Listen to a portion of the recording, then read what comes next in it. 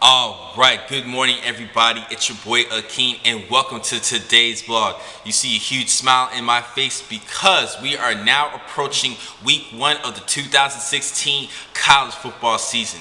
As always, I'm always excited to start off the season, and it's time for me to talk about the games to look at this week. Starting with an upset alert between Appalachian State at Tennessee. Now, Tennessee's entering the season ranked 9th overall this year, and they're looking to conquer the SEC division, particularly in the East Division, to try to make it back to the SEC championship. Appalachian State has a good quarterback, though, in Taylor Lamb. I think this is going to be an interesting matchup, but I do have the Vols starting off with a win in this matchup.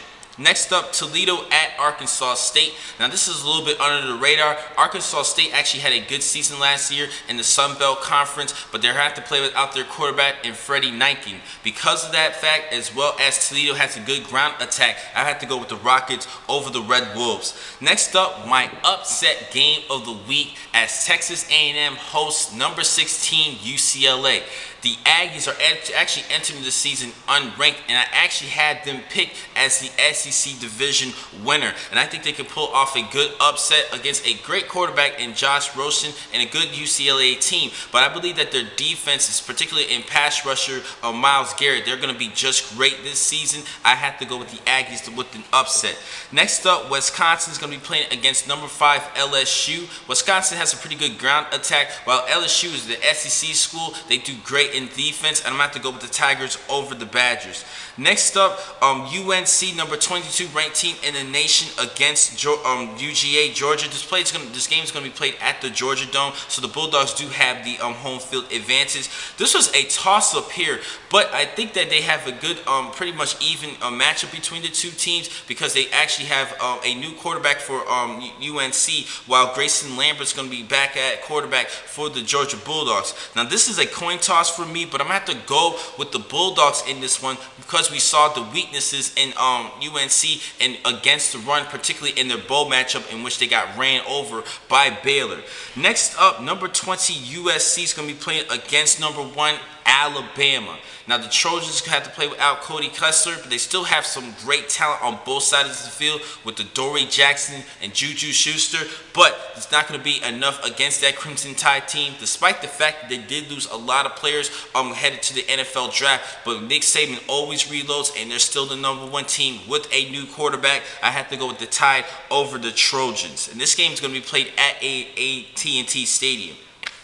Next up, the number 2 team in the nation in Clemson. They're going to be playing at Auburn, Alabama's arch rival. Now, Auburn should lose in this matchup, but this is going to be a great warm-upper for Clemson. They're looking to make it back to the national championship. Hopefully, they might try to play Alabama again and avenge last season's loss. Next up, an interesting matchup between BYU at Arizona. Now, BYU and Arizona have a pretty good offense. I think that Arizona is going to rebound for the poor play last season with a new Solomon, but Tanner Magnum's a good quarterback for the Cougars. This is going to be a good duel, but I have to go with the Wildcats in this one. They do have the home field advantage.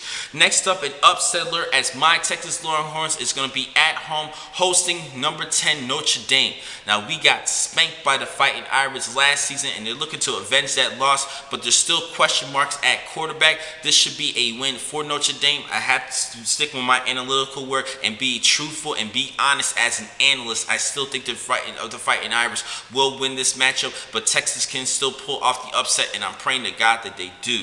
And another game, number 11 Ole Miss against number 4 Florida State going to be played at Orlando, so they do have the home field advantage for the Noles. Now, it's not my game of the week. That's going to be in just a second. This is going to be a good matchup. Now, I actually, in my Florida State preview, I mentioned that Sean McGuire is going to be starting at quarterback. He actually got hurt, and even though before he was even hurt, head coach Jimbo Fisher decided to actually go with DeAndre Francis as the starting quarterback for the Noles. So I apologize for that. But before I sent out that video, I did notice and started reading a lot of reports and even looking at the depth chart that McGuire was starting at quarterback. But I'm going to have to go with the Noles in in this one. They have a spectacular runner in Dalvin Cook. Now, I do believe in Chad Kelly and Ole Miss, but they have too many players, particularly on the defensive side, that I'm a little bit concerned about, and they have to fill in those voids. I think that Florida State's going to utilize Dalvin Cook in running the football, and Francis can surprise people throwing the football. Lastly, my game of the week, as number 3 Oklahoma is going to be playing against number 15 Houston.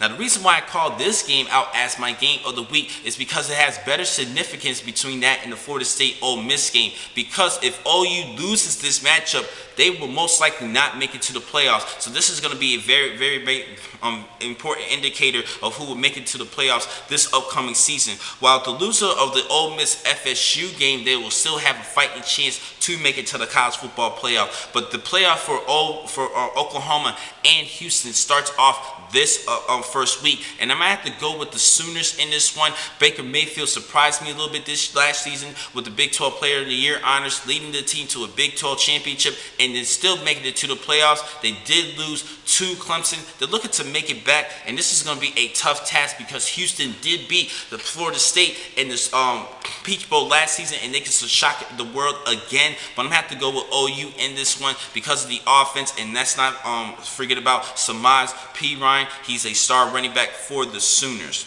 So that wraps things up for my picks this upcoming week. The next time I'm going to catch you guys will be a recap on next Monday overnight, in which I will talk about week 1's matches. Thank you for watching this vlog. I'm your man, Akeem McCall. Be easy.